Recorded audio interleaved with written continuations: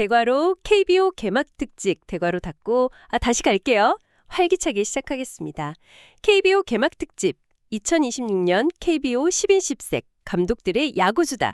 여러분 환영합니다. 네, 반갑습니다, 여러분. 여러분 만약에 회사에서 가장 일 잘하는 그 진짜 절대 대체 불가능하다고 믿었던 에이스 직원 3명이 내일 당장 동반 퇴사한다고 상상해 보시겠어요? 와, 상상만 해도 등골이 서늘한데요? 그쵸. 심지어 내일 회사의 1년 농사를 결정짓는 가장 중요한 프로젝트 시작일인 거예요. 진짜 최악의 타이밍이네요. 남은 직원들 모아놓고 여러분은 리더로서 뭐라고 하시겠습니까? 아마 당황해서 패닉에 빠지거나 막 인사팀 탓하면서 변명고리 찾기 바쁘겠죠. 보통은 그렇습니다. 멘붕에 빠지기 마련이죠. 그런데 여기 에이스 3명이 동시에 증발해버린 최악의 위기를 오히려 조직의 기강을 단숨에 틀어주는 무기로 써먹을 리더가 있습니다. 네, 오늘 이야기가 진짜 기대가 되는데요. 아, 제 소개가 늦었네요. 저는 20년째 야구판을 누비며 글을 쓰고 있는 작가이자 오늘 여러분과 함께 이 흥미진진한 야구의 이면을 파헤칠 호스트입니다. 저 역시 현장에서 수많은 야구의 흥망성쇠를 지켜봐온 20년차 야구 작가로서 오늘 다룰 주제는 정말 혀를 내두를 정도로 흥미로운 조직 행동론의 교과서 같다는 생각이 듭니다. 자, 여러분 달력을 한번 보실까요? 오늘이 바로 2026년 3월 15일 일요일입니다. 네, 내일이면 드디어 맞아요. 내일이면 KBO 정규 시즌 개막을 알리는 축포가 터지는 시점이죠. 저희 앞에는 지금 각종 스포츠 기사, 구단 보도 자료, 스프링 캠프 인터뷰 등 저희에게 제공된 자료들이 산더미처럼 쌓여 있습니다. 진짜 한가득이네요. 오늘 이 방대한 자료들을 바탕으로 저희가 진행할 자세한 탐구의 핵심 미션은 바로 2026년 삼성 라이온즈마 박진만 감독입니다. 야구 팬이시라면 아마 최근 쏟아지는 삼성 관련 기사들을 보며 이미 한숨을 푹푹 쉬고 계실지도 모르겠습니다. 그럴 만하죠, 지금 상황이. 네, 하지만 야구 팬이 아니시더라도 오늘 이 대화는 제3의 멤버로서 끝까지 함께해 주셨으면 합니다. 이건 단순히 공놀이에 대한 프리뷰가 아니거든요. 맞습니다. 기업이든 작은 가게든 혹은 인간관계에서든 절대적으로 의존하던 기둥이 무너졌을 때 우리는 어떻게 반응하는가에 대한 이야기입니다. 자, 이 상황을 한번 풀어보죠. 네, 한번 짚어보시죠. 겉보기엔 지금 삼성 라이온즈 완벽해 보이지 않습니까? 작년 정규 시즌 4위로 가을 야구 진출이라는 훌륭한 성과를 냈고요. 성적 참 좋았죠. 박진만 감독은 그 공로로 2+1년, 최대 23억 원이라는 대형 재계약 도장을 찍었습니다. 게다가 프리에이전트, FA 시장에서 베테랑 최영우 선수까지 영입했어요. 타선이 어마어마해졌습니다. 루인 디아즈, 김용웅, 구자옥의 최영우까지 타선만 보면 역대급 파괴력입니다. 모두가 올해 삼성은 우승후보다 이렇게 떠들기 좋은 조건이죠. 그런데 화려한 조명 뒤의 현실, 즉 마운드를 들여다보면 상황이 완전히 다릅니다. 처참하다는 표현도 부족할 정도의 그 부상 아포칼립스가 닥쳤어요. 맞습니다. 하나하나 짚어볼까요? 일선발로 기대했던 외국인 투수 맷 매닝 선수는 오키나와 연습 경기에서 단 38구만 던지고 팔꿈치를 부여잡았습니다. 아, 진짜 그때 현장 분위기 얼어붙었잖아요. 결국 수술 판정을 받고 짐을 쌌죠. 급하게 대체자로 점 찍었던 데헤이수스는 디아즈 타이거즈 40인 로스터에 묶여 영입이 무산됐습니다. 네, 플랜 B마저 꼬여버린 거죠. 또 다른 외국인 투수 아리엘 후라도는 WBC 파나마 대표팀 차출 여파로 개막 합류가 불발됐고요. 외국인 농사가 시작도 전에 흉작이 된 셈인데 사실 더 큰 문제는 따로 있었죠. 맞습니다. 여기까지도 끔찍한데 삼성의 심장이자 토종 에이스인 원태인 선수마저 오른쪽 팔꿈치 굴곡근 손상으로 쓰러졌습니다. 차세대 마무리 이호성 선수도 이탈했고요. 앞서 말씀하신 에이스 3명의 동반 퇴사가 바로 이 상황입니다. 흔히 이런 상황을 두고 고속도로 한복판에서 시속 200km로 달리는 수억 원짜리 슈퍼카 타이어 3개가 동시에 펑크 났다. 이렇게 비유하곤 하잖아요. 그렇죠. 아예 달릴 수가 없는 상황이죠. 그런데 기존의 선발 투수진이 무거운 짐을 혼자 짊어지고 달리던 대형 트럭이었다면 지금 삼성은 그 트럭의 엔진 자체가 폭발해버린 겁니다. 네, 엔진이 날아간 수준입니다. 보통 직장이나 조직에서 이런 핵심 인재들이 다 빠져나가면 리더는 패닉에 빠지거나 남 탓을 하기 마련인데 박진만 감독은 이 절망적인 상황을 대체 어떻게 대하고 있나요? 여기서 매력적인 부분은 박진만 감독이 보여준 고도의 심리전입니다. 심리전이요? 네. 제공된 자료에 나타난 감독의 스프링 캠프 인터뷰들을 면밀하게 검토해보면 아주 기묘한 점을 발견할 수 있습니다. 어떤 점이죠? 에이스들이 줄줄이 병원으로 실려가는 그 아수라장 속에서 감독은 조급해하면서 화를 내거나 언론에 대고 한탄하지 않았습니다. 오히려 차갑게 침묵을 유지했죠. 한탄하지 않았다? 오히려 속이 새카맣게 타들어갔을 텐데요. 당연하죠. 하지만 그 침묵이 바로 이 위기를 강력한 권위선점의 도구로 쓰는 첫 번째 단계입니다. 아, 권위선점이요? 자료에 인용된 말을 보면 이렇습니다.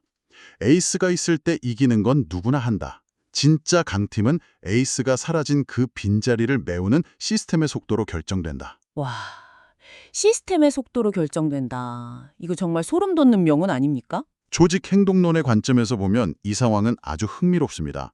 특정 에이스 한두 명에게 매출이나 성과를 극단적으로 의존하는 기업은 그 에이스가 떠나면 흔들릴 수밖에 없죠. 맞아요. 회사가 안 돌아가죠.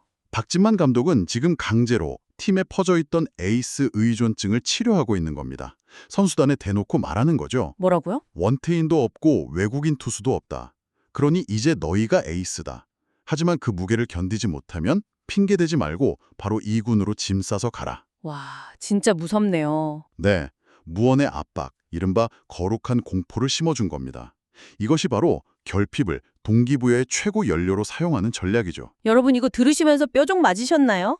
인생의 원태인, 그러니까 뭐 믿었던 상사나 든든한 투자처 같은 게 사라졌을 때 여러분은 갓길에 주저앉아 울고 계십니까? 아니면 트렁크를 열어 비상용 수리 키트를 꺼내고 계십니까? 정말 핵심을 찌르는 질문이네요. 상황이 이래서 어쩔 수 없다는 패배자의 변명을 원천 차단하는 박진만식 마인드셋, 진짜 대단합니다. 네, 온실을 제 손으로 부숴버리고 젊은 선수들을 혹독한 야생으로 내몬 거니까요. 누군가의 공백이 생겼을 때 개개인의 영웅주의에 기대는 게 아니라 톱니바퀴가 돌아가는 시스템으로 그 자리를 메우는 테스트를 하고 있다, 이렇게 볼 수 있겠네요. 정확합니다. 근데요, 여기서 정말 흥미로운 부분이 등장합니다.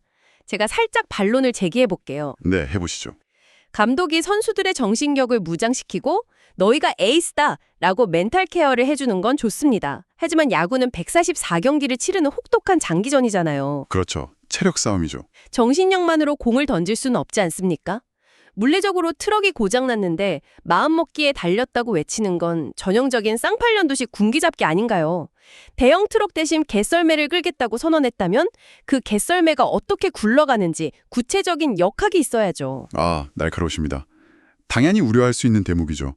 만약 박 감독이 그저 정신력만 강조했다면 그건 리더십이 아니라 무책임이겠죠.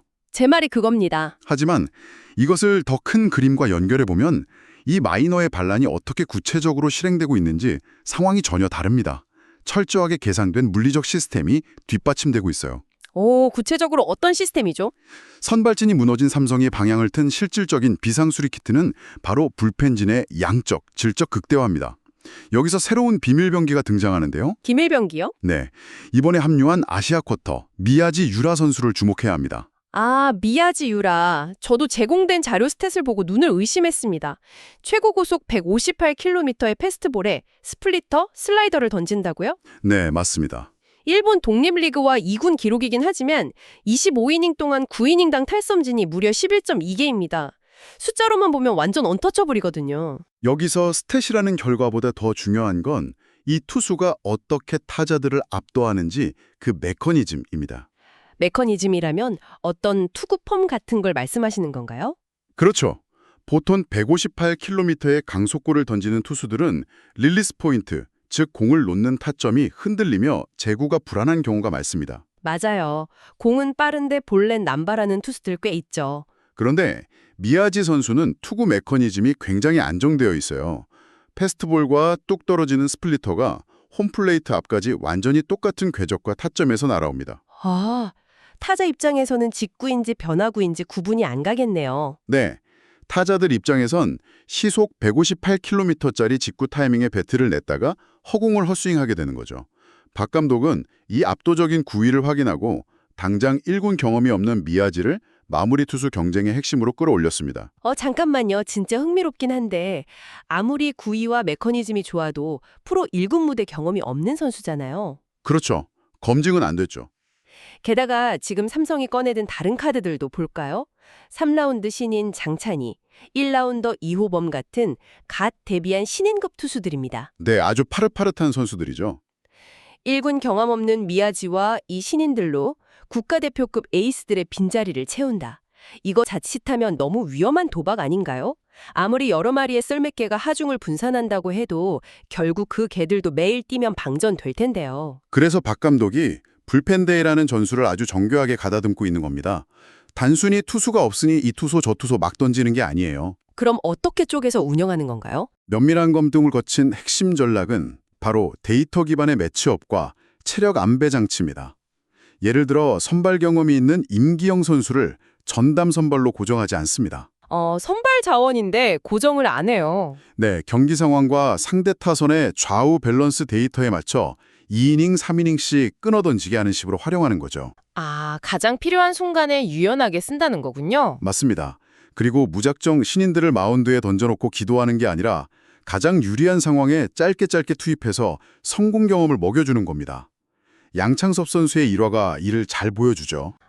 그 하나와의 시범 경기에서 4이닝 무실점을 기록했던 그 경기 말씀이시죠? 네, 박 감독이 그 경기에 앞서 양창섭 선수에게 이런 맞춤형 조언을 했습니다. 너는 원태인이처럼 힘으로 삼진 잡는 투수가 아니다. 맞춰 잡는 투시다. 본인의 롤을 확실하게 인지시켜 준 거네요. 그렇죠. 이 말이 무슨 뜻이냐면 무리하게 삼진을 노리다가 투구수가 늘어나고 체력이 방전되는 걸 시스템적으로 막아준 겁니다. 본인의 투구 스타일을 데이터에 맞게 재정립해 준 거죠. 그렇군요. 배포가 두둑한 신인 장찬희를 연습 경기 선발로 과감히 투입해 배짱을 테스트하는 것도 같은 맥락입니다. 철저한 계산 속에서 이루어지는 전술적 유연성의 극치라고 할 수 있죠. 이가 없으면 잇몸으로 버티는 하이브리드 야구. 듣기엔 정말 좋습니다. 하지만 매일 불펜을 가동하고 상대 타선에 맞춰 매번 투수 교체 타이밍을 잡아야 한다면 네, 쉽지 않은 일이죠. 결국 이 전술의 성공 여부는 투수들의 체력과 멘탈을 매일같이 세밀하게 관리해줄 사람, 즉 코칭 스태프 역량으로 직결될 수밖에 없겠네요. 아무리 시스템이 좋아도 그걸 운영하는 건 결국 사람이니까요. 정확합니다. 전략이 아무리 훌륭해도 조직의 방향성을 실행하는 건 결국 리더 그룹입니다.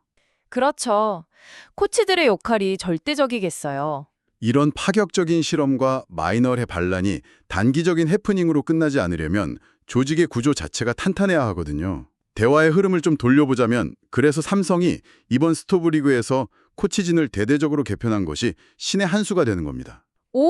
저도 이 부분이 아주 결정적이라고 봅니다. 이번 코칭 스태프 개편을 보면 삼성의 의도가 명확히 보이거든요. 가장 눈에 띄는 게 무려 10년 만에 친정으로 돌아온 박성민 퓨처스 타격 코치입니다. 맞습니다. 라이언즈 팬들이 정말 환호했죠.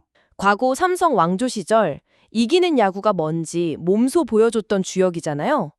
여기에 일본 소프트뱅크 출신의 무라카미 타카유키 1군 타격 코치를 영입했고요. 네, 타격적 보강도 확실히 했고요. 하지만 제가 볼 때 지금 삼성의 위기 상황에서 가장 빛을 발할 영입은 바로 모리야마 료지 퓨처스 감독입니다. 전적으로 동의합니다. 모리야마 감독은 일본 프로야구에서 투수 육성의 스페셜리스트로 정평해난 인물이거든요. 맞아요. 지금 삼성의 가장 큰 과제가 뭡니까? 무너진 투수진을 대신할 어린 투수들을 당장 1군에서 쓸 수 있게 속성으로 키워내는 거잖아요. 네, 발등에 불이 떨어졌죠. 이 세대 교체라는 절체절명의 과제에 딱 맞는 맞춤형 전문가를 백업 라인의 총책임자로 앉혀둔 겁니다. 시스템을 지탱할 엔지니어들을 완벽하게 세팅한 셈이죠. 훌륭한 시스템과 뛰어난 엔지니어, 여기까지도 참 좋습니다. 하지만 이것을 연결해 더 큰 그림을 그려보면 조직의 진정한 생명력을 불어넣는 마지막 퍼즐 조각이 남습니다. 마지막 퍼즐 조각이요? 바로 베테랑들의 툰격과 헌신입니다. 아무리 코치진이 위에서 끌어당겨도 선수단 내부에서 맏형이 꾸준히 일을 하지 않으면 젊은 선수들은 움직이지 않거든요. 너무 공감됩니다. 팀의 리더격인 선수가 안 움직이면 밑에도 다 눈치만 보죠. 네, 여기서 우리는 43세의 최고참 최영우 선수를 주목해야 합니다. 최영우 선수. 작년에 지명타자로만 뜨면서 타율 3할 풀리에 24홈런. 진짜 노익장이 뭔지를 완벽하게 증명했잖아요. 어마어마한 활약이었죠? 그런데 올해는 또 다른 파격적인 선언을 했다고요? 그렇습니다. 제공된 자료에 따르면 최영우 선수가 이번 스프링 캠프에서 자청하여 외야 수비 훈련을 소화하고 있다고 합니다. 네, 43세 외야 수비 훈련을요? 네, 박진만 감독이 지나가면서 일주일에 2번 정도 수비가 가능하겠냐고 넌지시 물었더니 웃어 넘겼다고는 하는데요. 본인 스스로 최소 주 1회는 외야로 나가 다른 주전 선수들의 체력 안배를 돕겠다는 강력한 의지를 보이고 있습니다. 여러분, 이거 생각할수록 정말 대단한 겁니다. 43세의 타선 핵심 선수가 굳이 안 해도 될 수비까지 자청해서 후배들의 짐을 덜어주겠다. 이게 단순한 미담처럼 들리시나요? 절대 단순한 미담이 아니죠. 이건 조직 전체를 향한 엄청나게 강력한 구조적 메시지입니다. 제 말이 그겁니다. 팀의 최고 권위자이자 가장 나이 많은 선배가 가장 굳은 일을 자처하고 나선다. 이건 지금 1군 엔트리에 들기 위해 피 터지게 싸우고 있는 신인 선수들에게 어떤 핑계도 대지 말라는 뜻이거든요. 체력이 딸린다, 경험이 부족하다 이런 핑계는 될 수가 없게 되는 거죠. 맞아요. 고참이 저렇게 구르는데 막내가 핑계를 댈 수가 없잖아요. 맞습니다. 신인 투수들의 처절한 생존 경쟁, 즉 마이너의 반란과 산전수전 다 겪은 고참 선수의 헌신이 완벽하게 맞물리는 겁니다. 완전한 시너지네요. 위에서 감독은 거룩한 공포로 시스템의 속도를 올리고 밑에서는 신인들이 죽어라 뛰고 중간에서는 최고참이 직접 흙먼지를 뒤집어쓰며 헌신합니다. 이 시너지 효과가 팀 전체의 원칙과 기강을 200% 이상 폭발적으로 강화시키는 거죠. 이야, 진짜 완벽한 그림입니다. 그렇다면 이 모든 게 무엇을 의미할까요? 글쎄요, 위기가 기회가 됐다. 삼성 라이온즈는 지금 단순히 부상 악재에 시달리며 개막을 두려워하는 불운한 팀이 아닙니다. 이들은 가장 치명적인 결핍을 오히려 성장의 연료로 삼아 팀의 체질을 아주 근본적으로 뜯어 고치고 있는 거죠. 그렇죠. 완전히 새로운 팀으로 거듭나고 있습니다. 여러분의 일상이나 직장 생활도 마찬가지 아닐까요? 완벽한 타이어가 갖춰지고 에이스 직원이 돌아오기만을 기다리며 갓길에서 시간을 허비하지 마십시오. 네, 마냥 기다릴 수만은 없죠. 위기 속에서 지금 당장 여러분만의 트렁크를 열고 비상용 수리키트를 꺼내세요.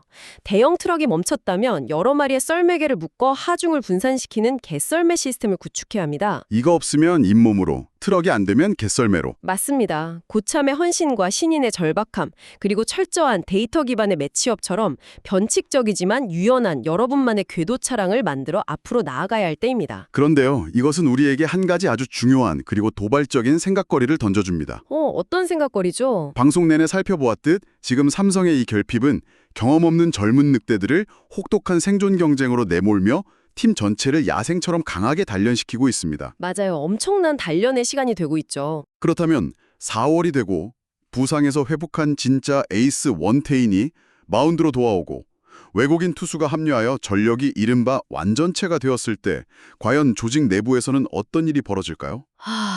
4월에 완전체 삼성이라 벌써 긴장되는데요? 이미 스프링 캠프와 시범 경기에 피 튀기는 경쟁을 뚫고 1군 무대라는 야생의 생존법을 터득해버린 이 신의 늑대들과 본인의 굳건한 자리를 되찾으려는 기존 에이스들 사이에 피할 수 없는 치열한 내부 주도권 싸움이 벌어질 겁니다. 와, 굴러온 돌이 아니라 맹수가 된 어린 돌들이 기존 에이스들과 부딪히는 거네요. 바로 그겁니다. 질문은 이것입니다. 이 폭발적인 에너지는 삼성을 누구도 막을 수 없는 압도적인 우승으로 이끌 강력한 추진력이 될까요? 아니면 역할 충돌과 자존심 싸움으로 인한 또 다른 혼란을 부를까요? 상상만 해도 짜릿하네요. 만약 여러분이 이 거대한 조직의 리더라면 이 통제불능의 폭발적인 에너지를 어떻게 조율하고 우승이라는 하나의 목표로 승화시키시겠습니까? 와, 생존형 늑대들과 돌아온 사자의 만남이라 이거 벌써부터 4월에 마운드가 어떻게 요동칠지 가슴이 뛰입니다. 야구의 진짜 재미는 바로 이런 조직의 다이나믹을 지켜보는 데 있죠. 오늘 여러분은 에이스들이 증발해버린 최악의 위기 속에서 리더가 어떻게 침묵과 시스템으로 조직을 장악하고 살아남는지를 확인하셨습니다. 일상에서도 완벽한 조건은 영원히 오지 않습니다. 네, 완벽한 타이밍이란 건 없죠. 지금 당장 여러분만의 마운드 위에서 여러분 조직의 시스템 속도를 최대로 끌어올리시길 바랍니다.